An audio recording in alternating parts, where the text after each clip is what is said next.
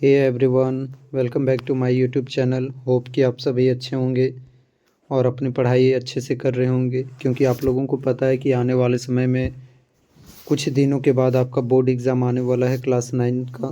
तो उसके लिए मैं एक सीरीज चला रहा हूँ क्लास 9 का साइंस से। जितने भी चैप्टर हैं उन सभी चैप्टर से आपका मैं ऑब्जेक्टिव क्वेश्चन को ले लिया हूँ, जिस प्रकार से बन सकता था। अभी तक मैंने कुल 5 चैप्टर का करवा दिया है, तो आप लोग जल्दी से नहीं देखे होंगे तो मैं लिंक डिस्क्रिप्शन में ऐड कर दूंगा, आप वहां से जाकर के भी विजिट कर सकते हैं। तो बिना समय को गवाए हुए चलिए आज हम लोग डिस्कस करेंगे जीवन की मौलिक इकाई, जो कि आपका क्या माना जाता है, कोशिका, उसके बारे में डिस्कस करेंगे।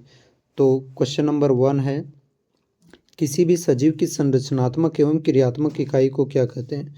Structural and functional unit of living is called. उसे हम लोग क्या कहते हैं? ऑप्शन ए कोशिका, ऑप्शन बी है ऊतक, ऑप्शन सी है अंग, ऑप्शन डी है अंग तंत्र। तो देखिए, कोई भी जीव है दुनिया में, जितने भी सजीव प्राणी हैं, निर्जीव की मैं बात नहीं कर रहा हूँ, जितने भी सजीव प्राणी हैं तो उनका संरचनात्मक और क्रियात्मक एक बेसिक यूनिट होता है, और उस यूनिट को क्या कहते हैं? हम लोग कोशिका कहते हैं। आपका ऑप्शन नंबर ये सही हो जाएगा। क्वेश्चन नंबर 2 है कि कोशिका का आकार कैसा होता है? शेप ऑफ सेल बताना है कि शेप ऑफ सेल क्या होता है, कैसा होता है।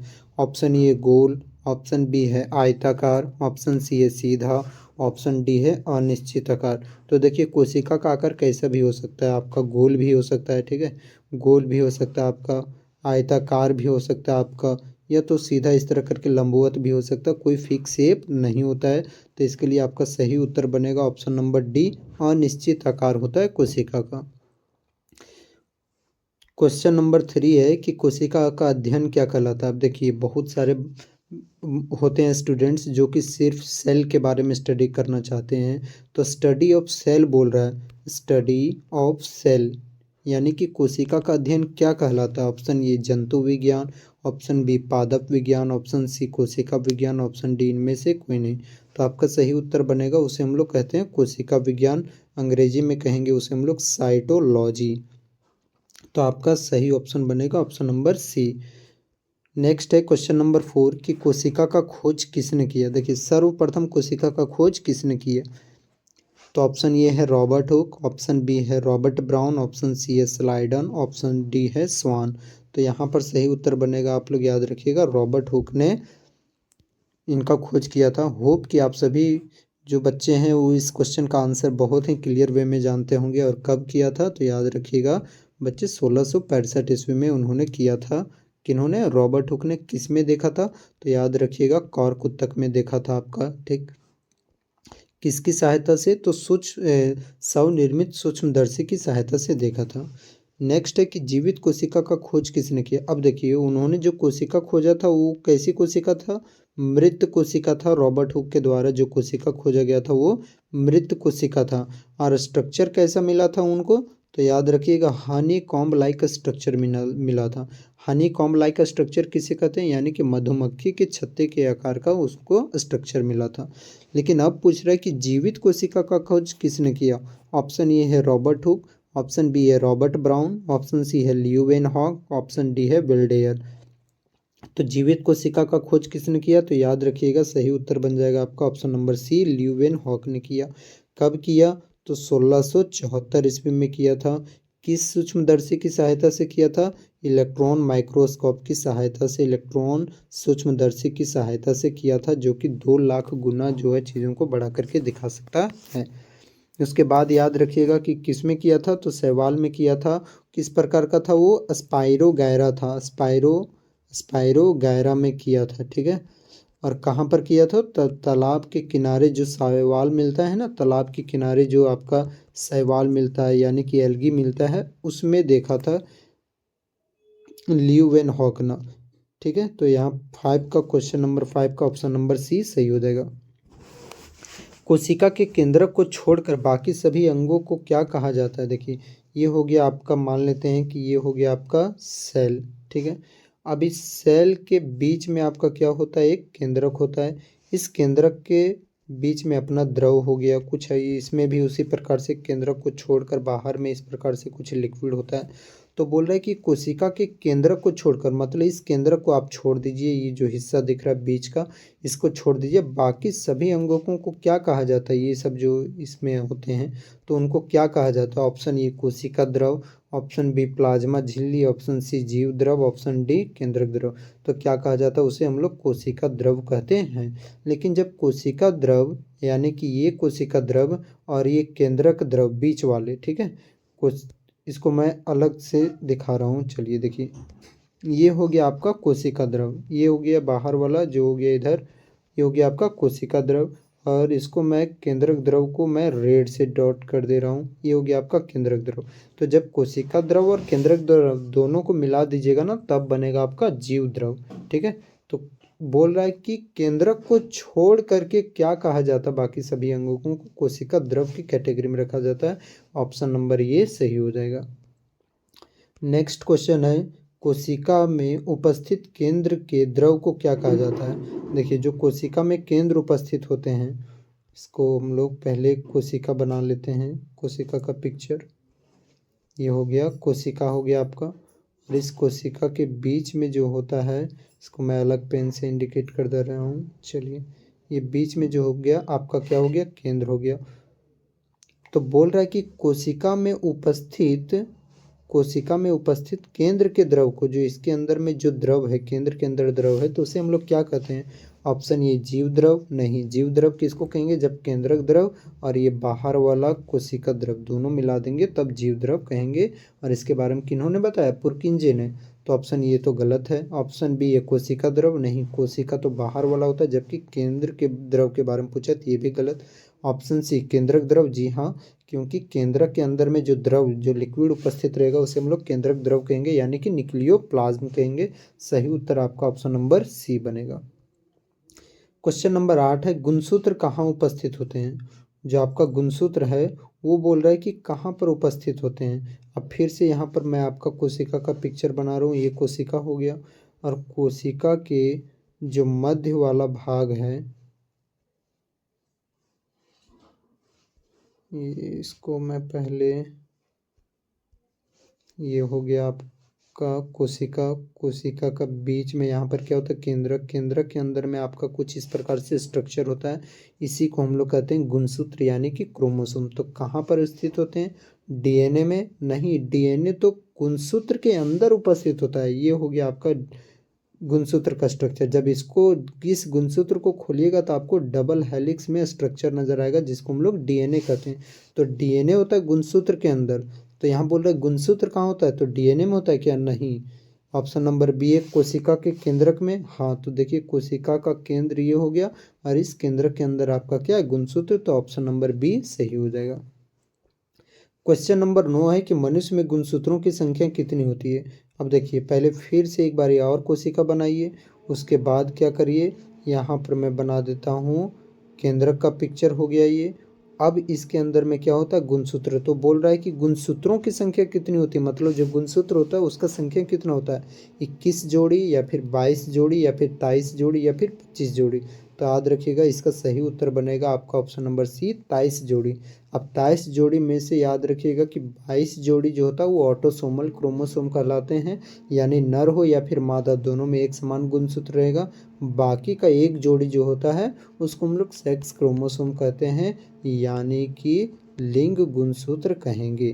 तो 22 जोड़ी को हम लोग क्या कहेंगे, ऑटोसोमल क्रोमोसोम, और ये बचा एक जोड़ी उसको सेक्स क्रोमोसोम कहेंगे। क्वेश्चन नंबर 10 है कि डीएनए कहाँ उपस्थित होते हैं। जो डीएनए होता है वो कहाँ पर उपस्थित होता है, तभी अभी जस्ट मैंने थोड़ा देर पहले बताया कि ये हो गया आपका कोशिका केंद्र के अंदर में आपका क्या हो गया, इस प्रकार से क्रोमोसोम। जब इस क्रोमोसोम को खोलिएगा तो क्या मिलेगा आपको, डीएनए, जो कि इस तरह करके स्ट्रक्चर में रहेगा। तो डीएनए कहाँ होते हैं, गुणसूत्र में होते हैं। आपका ऑप्शन नंबर ये सही उत्तर होगा। क्वेश्चन नंबर 11, जंतु कोशिका के बाहरी आवरण को क्या कहते हैं।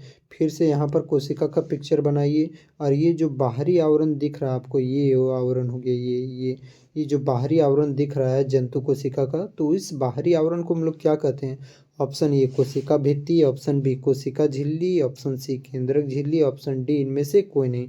तो क्या हो जाएगा इसका सही उत्तर, उसे हम लोग कोशिका झिल्ली कहते हैं। जंतु कोशिका के बाहरी आवरण को कोशिका झिल्ली कहते हैं, जबकि पादप कोशिका के बाहरी आवरण को कोशिका भित्ति कहते हैं, याद रखिएगा। क्वेश्चन नंबर 12, कोशिका झिल्ली का खोज किसने किया? अब देखिए कोशिका झिल्ली यानी कि अंग्रेजी में इसको कहेंगे सेल मेम्ब्रेन, तो इसका खोज किन्होंने किया? ऑप्शन ए है रॉबर्ट ब्राउन, ऑप्शन बी है Robert Hooke, option C Altmann, option D है कैमिलो गोल्जी। तो यहाँ याद रखिएगा आपका ऑप्शन नंबर बी सही होगा, रॉबर्ट हुक ने किया था। लेकिन अगर और अच्छा से देखिएगा तो यहाँ पर कोई ऑप्शन नहीं मिल रहा है अच्छा से, लेकिन अगर सही मायने में देखिएगा तो इसका खोज जो है कोशिका झिल्ली का खोज क्रैमर और नगेली ने किया। अगर आपका ऑप्शन में क्रैमर और नगेली नहीं दिया रहेगा तो इनकेस आप रॉबर्ट हुक में टिक मारिएगा, और अगर क्रैमर और नगेली दिया हो कोशिका झिल्ली में खोज में तो आप क्रैमर और नगेली में टिक मारिएगा। अब याद रखिएगा कि कोशिका झिल्ली को ही क्या कहा जाता है? अर्धपारगम्य झिल्ली भी कहते हैं। अर्धपारगम्य झिल्ली, अर्धपारगम्य झिल्ली क्यों कहते हैं? क्योंकि ये सेलेक्टिव पदार्थों को शरीर के अंदर आने देता है, सेलेक्टिव पदार्थ को शरीर के अंदर आने देगा, ठीक है। ये शरीर का कोई भी त्वचा हो गया तो सेलेक्टिव पदार्थ को शरीर के अंदर आने देगा और कुछ ही पदार्थ को शरीर के बाहर जाने देता है, इसलिए इसे अर्धपारगम्य झिल्ली भी कहते हैं। और इसका जो फ्लूइड मोज़ेक मॉडल जो है इस प्रकार से वो किसने दिया था? तो याद रखिएगा कोशिका झिल्ली का जो फ्लूइड मोज़ेक मॉडल है वो सिंगर और निकोलसन ने दिया। क्वेश्चन नंबर 13 है कि पादप कोशिका के बाहरी आवरण को क्या कहते हैं? आप फिर से ले लेते हैं, चलिए पादप कोशिका ले लेते हैं। ये पादप कोशिका हो गया, तो इस पादप कोशिका का जो बाहरी वाला आवरण है उसे हम लोग क्या कहते हैं? देखिए पादप कोशिका में दो आवरण होते हैं, ये बाहर वाला आवरण हुआ और एक थोड़ा सा ये हुआ अंदर वाला आवरण। तो बाहरी वाले आवरण को हम लोग कहते हैं कोशिका भित्ति और अंदर वाले आवरण को कहते हैं कोशिका झिल्ली। तो यहाँ पर क्वेश्चन बोला है कि बाहरी आवरण को क्या कहते हैं, तो क्या बोलिएगा? कोशिका भित्ति कहते हैं। आपका ऑप्शन नंबर बी सही उत्तर होगा। क्वेश्चन नंबर 14 है कि पादप कोशिका का कोशिका भित्ति किसका बना होता है? जो प्लांट सेल होता है उसका सेल वॉल जो होता है वो किस चीज़ का बना होता है? ऑप्शन ए सेलुलोज और हेमी सेलुलोज, ऑप्शन बी है पेप्टिडोग्लाइकॉन, ऑप्शन सी है काइटिन, ऑप्शन डी है पेक्टिन। तो आपका सही उत्तर बन जाएगा ऑप्शन नंबर ए सेलुलोज और हेमी सेलुलोज। जो पादप कोशिका भित्ति होता है वो याद रखिएगा सेलुलोज का बना होता है। काइटिन जो होता है स्टूडेंट्स ये होता है आपका फंगाई का यानी कि कवक का। पेप्टिडोग्लाइकॉन जो होता है माइकोप्लाज्मा बैक्टीरिया का होता है। नेक्स्ट है 15 में कि कवक का कोशिका भित्ति किसका बना होता है? तभी अभी जस्ट मैंने बताया कि काइटिन का बना होता है। तो काइटिन किस में दिया? आपका ऑप्शन नंबर ए में दिया हुआ है, तो आपका ऑप्शन नंबर ये सही हो जाएगा। नेक्स्ट क्वेश्चन नंबर 16 है कि बैक्टीरिया की कोशिका भित्ति किसका बना होता है? जो बैक्टीरिया का जो सेल वॉल होता है वो किस चीज़ का बना होता है? तो ऑप्शन ये है पेप्टिडोग्लाइकॉन, ऑप्शन बी है पेक्टिन, ऑप्शन सी है काइटिन, ऑप्शन डी इनमें से कोई नहीं। तो बैक्टीरिया का कोशिका भित्ति किसका बना होता है? पेप्टिडोग्लाइकॉन का। सही उत्तर ऑप्शन नंबर ये हो जाएगा। क्वेश्चन नंबर 17 है किस प्रकार की कोशिका का केंद्रक विकसित नहीं होता है? देखिए ये हो गया आपका कोशिका, ये हो गया कोशिका, कोशिका का ये क्या हो गया? केंद्रक। तो किस प्रकार की कोशिका में केंद्रक विकसित नहीं होता है? केंद्रकों के विकसित के आधार पर कोशिका दो भागों में बांटा जाता है। एक तो हो गया आपका प्रोकैरियोटिक और एक होता है यूकैरियोटिक, ठीक है। प्रोकैरियोटिक और यूकैरियोटिक। प्रो का मतलब होता है पहले, पुराना, प्राचीन, और कैरियोट का मतलब होता है न्यूक्लियस, मतलब जिसका न्यूक्लियस, जिसका केंद्रक पुराना हो, प्राचीन हो। और यू का मतलब होता है न्यू, मॉडर्न, और कैरियोट का मतलब होता है न्यूक्लियस यानी जिसका केंद्रक नया हो। तो जिस प्रकार बोल रहा है किस प्रकार की कोशिका का केंद्रक विकसित नहीं होता है, तो याद रखिएगा आपका ऑप्शन नंबर ये सही हो जाएगा। प्रोकैरियोटिक कोशिका का केंद्रक विकसित नहीं होता है, लेकिन वेल डेवलप्ड न्यूक्लियस किस में पाया जाता है? यूकैरियोटिक में। क्वेश्चन नंबर 18 किस कोशिकांग को सार्वत्रिक कोशिकांग कहा जाता है? मतलब कोशिका का कौन सा अंग है जो कि सभी प्रकार की कोशिकाओं में पाया जाता है? Option A mitochondria, option B है गोल्जी काय, ऑप्शन सी है राइबोसोम, ऑप्शन डी है लाइसोसोम। तो सही उत्तर बनेगा आपका option number C ribosome. Ribosome को सार्वत्रिक कोशिकांग कहा जाता है, याद रखिएगा। चाहे वो प्रोकैरियोटिक हो, चाहे यूकैरियोट हो, चाहे वो प्लांट सेल हो, चाहे वो ये एनिमल सेल हो, यानी प्रोकैरियोटिक कोशिका हो, चाहे यूकैरियोटिक कोशिका हो, चाहे वो पादप कोशिका हो, चाहे वो जंतु कोशिका हो, सभी प्रकार के कोशिकाओं में आपका राइबोसोम देखने को मिलता है।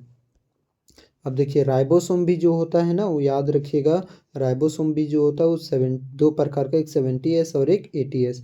तो जो 70S होता है और एक क्या होता है 80S। 70S आगे चल कर के बढ़ जाता है आपका 50S में और 30S में, यहाँ पर एस होता है स्वेडबर्ग कॉफिशिएंट होता है, जबकि ये 80s बढ़ता है आपका 60s और 40s में बढ़ जाता है। ठीक है, तो ये राइबोसोम याद रखिएगा, इसको सार्वत्रिक कोशिकांग माना जाता है। और 80s किस में पाया जाता है? आपका जंतु कोशिका में पाया जाता है। अगला क्वेश्चन है कि कोशिका के केंद्रक का खोज किसने किया? तो कोशिका के केंद्रक का खोज किसने किया? रॉबर्ट हुक कि रॉबर्ट ब्राउन या फिर अल्टमैन या फिर ल्यूवेनहॉक? तो इसका सही उत्तर बनेगा रॉबर्ट हुक ने किया है। किन्होंने किया? रॉबर्ट हुक ने। नेक्स्ट है, किस कोशिकांग को कोशिका का अंतःकंकाल कहा जाता है? अंतःकंकाल मतलब स्केलेटल उसको कहा जा सकता है एक प्रकार से कोशिका को। ठीक है, तो ऑप्शन ये है माइटोकॉन्ड्रिया, ऑप्शन बी है लाइसोसोम, ऑप्शन सी अंतःप्रद्रवी जालिका, ऑप्शन डी है राइबोसोम। तो कि इसका सही उत्तर बनेगा आपका लाइसोसोम। क्या बनेगा? सॉरी, माफ करिएगा, इसका सही उत्तर बनेगा आपका अंतःप्रद्रवी जालिका। अंतःप्रद्रवी जालिका को कोशिका का अंतःकंकाल कहा जाता है। और भी याद रखिएगा कि ये जो अंतःप्रद्रवी जालिका यानी कि एंडोप्लाज्मिक रेटिकुलम है वो दो प्रकार के होता है। एक होता RER यानी कि रफ एंडोप्लाज्मिक रेटिकुलम, हिंदी में कहेंगे खुरदरी अंतःप्रद्रवी जालिका। और एक होता है SER यानी कि स्मूथ एंडोप्लाज्मिक रेटिकुलम यानी कि चिकनी अंतःप्रद्रवी जालिका।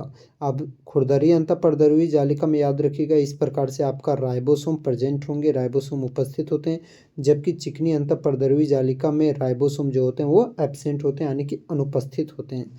चलिए क्वेश्चन नंबर 21 में बढ़ते हैं कि कोशिकाओं के अनुवांशिक गुणों का वाहक कौन होता है? जो जेनेटिक मटेरियल होता है सेल का, वो किसे हम लोग कहते हैं? जेनेटिक मटेरियल कौन होता है सेल का? Option A ribosome, option B है लाइसोसोम, ऑप्शन सी है DNA, ऑप्शन डी है RNA। तो यहाँ पर सही उत्तर बनेगा आपका DNA को कहा जाता है अनुवांशिक गुणों का वाहक, जबकि RNA क्या करता है? प्रोटीन संश्लेषण का काम करता है। अगला है क्वेश्चन नंबर 22 कि कोशिका में प्रोटीन का संश्लेषण किसके द्वारा होता है? मतलब कौन प्रोटीन बनाता है? Option A DNA, option B RNA, option C mitochondria, option D lysosome. तो याद रखिएगा ऑप्शन नंबर बी इसका सही उत्तर हो जाएगा। प्रोटीन बनाता कौन है? RNA। लेकिन प्रोटीन का फैक्ट्री पूछेगा कि प्रोटीन रहता कहाँ पर है, तो बोलिएगा राइबोसोम में रहता है। ठीक है, प्रोटीन बनाया RNA, ये प्रोटीन बना करके किसको भेज देता है? राइबोसोम को। इसलिए प्रोटीन का इसे क्या कहा जाता है? फैक्ट्री भी कहा जाता है।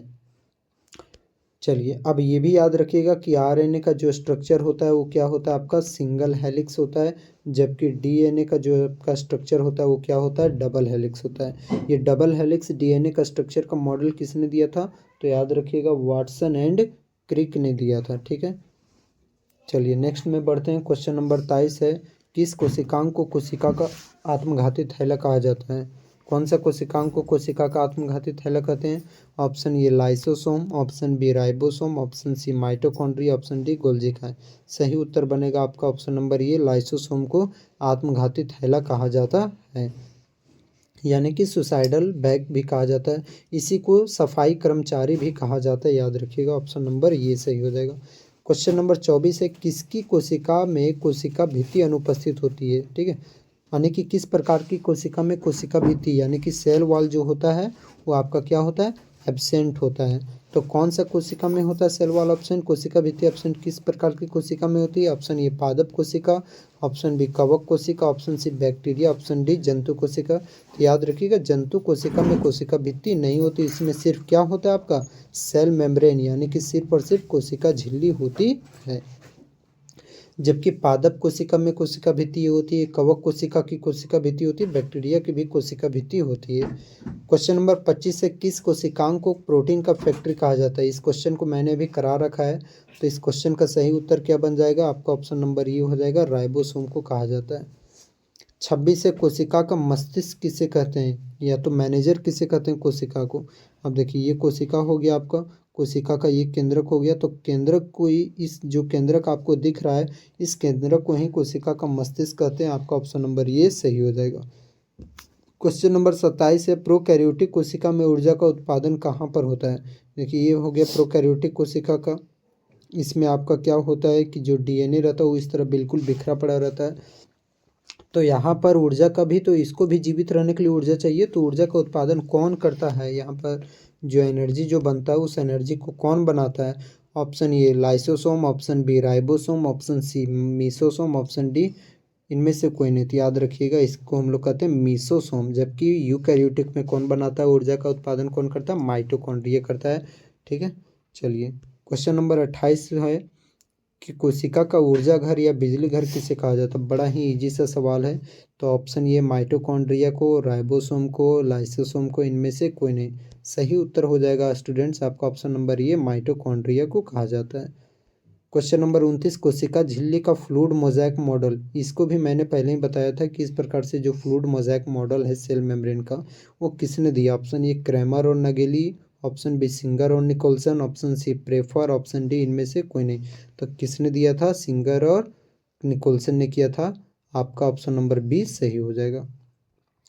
क्वेश्चन नंबर 30 है, इसमें से किसमें क्लोरोप्लास्ट पाया जाता है, यानी कि किस प्रकार की कोशिका में क्लोरोप्लास्ट जो होता है आपका पाया जाता है, क्लोरोप्लास्ट। ऑप्शन ए जंतु कोशिका, ऑप्शन बी पादप कोशिका, ऑप्शन सी नीलहरित शैवाल, ऑप्शन बी और सी, ऑप्शन डी बी और सी दोनों।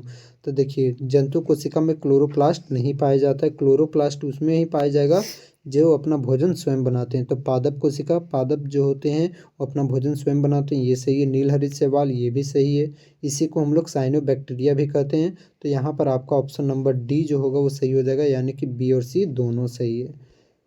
नेक्स्ट है क्वेश्चन नंबर 31, गोल्जी काय का खोज किसने किया। गोल्जी काय का खोज किसने किया। Option A Altmann, option B Camillo Golgi, option C Robert Brown, option D है वाटसन। तो गोल्जी काय का खोज किसने किया, कैमिलो गोल्जी ने किया। और यही जो है शरीर में ऊर्जा तो बना देता है, जो कोशिका में ऊर्जा बनाता है वो आपका होता है माइटोकॉन्ड्रिया, लेकिन उस ऊर्जा का पूरा परिवहन होता है वो कौन करता है, ऊर्जा परिवहन का काम। तो याद रखिएगा गोल्जी काय करता है। ठीक है, नेक्स्ट है, वीडियो का लेंथ थोड़ा सा लंबा होगा फ्रेंड्स, क्योंकि मैंने इसमें बहुत सारे क्वेश्चन को ऐड कर रखा है। तो वीडियो को अंत तक देखिए, क्योंकि इस चैप्टर से बहुत सारे भर भर के क्वेश्चन आपके एग्ज़ाम में आते हैं। तो थोड़ा सा आप इस पर ध्यान रखिएगा। क्वेश्चन नंबर 32 है, कोशिका का डबल हेलिक्स मॉडल किसने दिया। अब देखिए, यहाँ पर कोशिका नहीं होगा, यहाँ पर आपका क्वेश्चन में मिसप्रिंट हुआ है, डीएनए होगा। ठीक है, डीएनए का जो इस प्रकार से डबल हेलिक्स मॉडल है ना, वो किसने दिया, क्रैमर और नगेली ने, वाटसन और क्रिक ने, रॉबर्ट हुक, रॉबर्ट ब्राउन ने, या इनमें से कोई नहीं। याद रखिएगा, वाटसन और क्रिक ने दिया। ऑप्शन नंबर बी सही हो जाएगा। ठीक है, और इसमें से कौन कौन सा नाइट्रोजीनियस बेस होता है, तो 4 होता है, ATGC। याद रखिएगा, एडेनिन, थाइमिन, गुआनिन, साइटोसिन। और आरएनए में आपका कौन कौन सा नाइट्रोजीनियस बेस होता है, तो AUGC, एडेनिन, यूरासिल और गुआनिन, साइटोसिन होता है। क्वेश्चन नंबर 23 है कि माइटोकॉन्ड्रिया में कितनी एटीपी ऊर्जा का निर्माण होता है। अब देखिए, माइटोकॉन्ड्रिया तो ऊर्जा बनाता है, ठीक है, तो कितना एटीपी मात्रा में बनाता है, तो याद रखिएगा 38 एटीपी। ऑप्शन नंबर डी सही हो जाएगा इसके लिए। अगला है क्वेश्चन, सबसे छोटी कोशिका कौन सी है। देखिए, यहाँ पर लगता है option A mycoplasma, option B है शुक्राणु, ऑप्शन डी अंडाणु, ऑप्शन डी है इनमें से कोई नहीं। तो देखिए, सबसे छोटी कोशिका पूछा है, तो यहाँ मानव नहीं बोला। अगर मानव बोलता है कि मानव में सबसे छोटी कोशिका तो होता है शुक्राणु, लेकिन बोल रहा है कि विश्व में, या तो वर्ल्ड, विश्व में नहीं हम लोग बोलेंगे, पूरा ब्रह्मांड में हम लोग एक प्रकार से बोल सकते हैं, यूनिवर्स में बोल सकते हैं कि ब्रह्मांड में सबसे छोटी कोशिका कौन सी होती है, तो माइकोप्लाज्मा होती है। ये 2 प्रकार की होती है, एक PPLO होती है और एक होती है MLO। तो माइकोप्लाज्मा का कौन सा वाला जो होता है सबसे छोटा होता है, तो याद रखिएगा PPLO वाला। ठीक है, तो 34 का आपका ऑप्शन नंबर ये सही उत्तर होगा।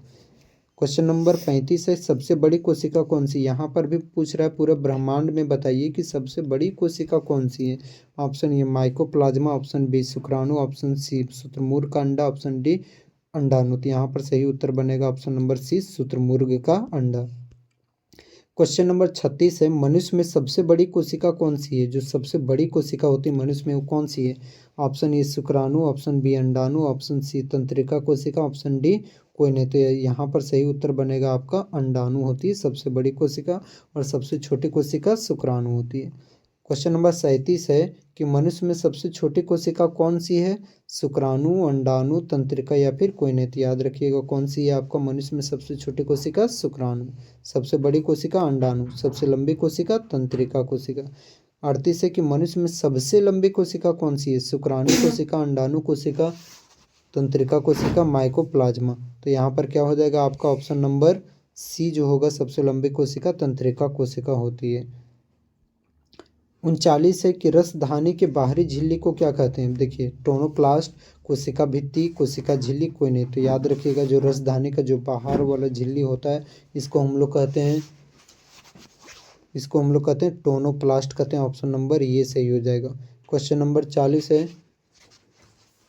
कि पादप कोशिका में किसका आकार बड़ा होता है। देखिए ये जो हो गया आपका पादप कोशिका हो गया, तो पादप कोशिका में किसका आकार बड़ा होता है।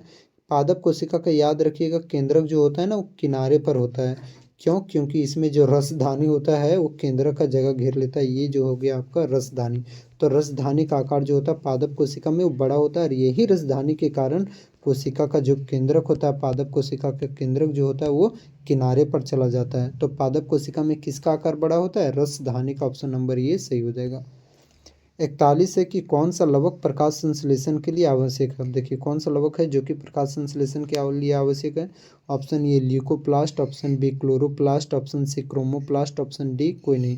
तो यहाँ पर सही उत्तर बनेगा ऑप्शन नंबर बी क्लोरोप्लास्ट जो होता है वो आपका प्रकाश संश्लेषण के लिए आवश्यक है। क्रोमोप्लास्ट जो होता है रंग को देता है, ठीक है। जो अलग अलग रंग देखते हैं जैसे कि हो गया लाल रंग हो गया पत्ते का, कभी कभी पीला रंग होता है, कभी कभी सफ़ेद रंग होता है, तो ये क्रोमोप्लास्ट के कारण होता है, ठीक। चलिए नेक्स्ट बढ़ते हैं। 42 में तारक काई किस में पाया जाता है। कोशिका झिल्ली में, कोशिका द्रव में, केंद्रक द्रव में, या फिर किसी में भी नहीं। तो तारक काई किस में पाया जाता है, तो याद रखिएगा आपका कहाँ पर हो जाएगा, सॉरी कोशिका द्रव में होता है, केंद्रक द्रव में नहीं होता है। आपका कहाँ पर होता है, आपका कोशिका द्रव में होता है आपका, ठीक है। तो इसके लिए सही उत्तर बनेगा ऑप्शन नंबर बी। 43 है कि अर्धसूत्री विभाजन में संतति कोशिकाओं की संख्या कितनी होती है। अर्धसूत्री मतलब हैप्लॉइड सेल डिवीजन, ठीक है। तो इसमें संतति कोशिकाओं की संख्या कितनी हो जाती है। तो देखिए यहाँ पर अगर इस प्रकार से 2 है तो यहाँ पर इस प्रकार से एक तो आधा ही आएगा, मतलब एक आएगा, इसमें भी एक आएगा, इसमें भी एक आएगा, इसमें भी एक आएगा। तो संतति कोशिकाओं की संख्या कितनी हो जाती है, तो 1 2 3 4 4 हो जाती है। आपका ऑप्शन नंबर डी सही हो जाएगा। 4n फॉर्मूला होता है उसका। मनुष्य में लिंग गुणसूत्र की संख्या कितनी होती है। लिंग गुणसूत्रों की संख्या कितनी होती है, तो इसको मैंने बताया था कि 2 होती है संख्या में, और जोड़े में कितना होता है, 1 जोड़ी। तो यहाँ पर लिंग गुणसूत्रों की संख्या कितना हो जाएगा, 2। ऑप्शन नंबर ये सही। क्वेश्चन नंबर 45 है पेड़ पौधे अपना भोजन किस रूप में बनाते हैं। ऑप्शन ए ग्लूकोज के रूप में, ऑप्शन बी सेलुलोज के रूप में, ऑप्शन सी चावल के रूप में, ऑप्शन डी इनमें से कोई नहीं। तो इस सवाल का जवाब स्टूडेंट्स आपको नीचे कमेंट बॉक्स में ही देना है। अगर 45 का ऑप्शन नंबर ये होगा सही तो 45 का ये लिखिएगा, बी होगा सही तो बी लिखिएगा, 45 का सी होगा सही सी लिखिएगा, 45 का डी होगा सही तो डी लिखिएगा। होप कि आपको ये सेशन अच्छा लगा होगा। मिलेंगे अब हम लोग नेक्स्ट वीडियो में, तब तक आप अपना ख्याल रखिए। Bye bye, take care, good bye.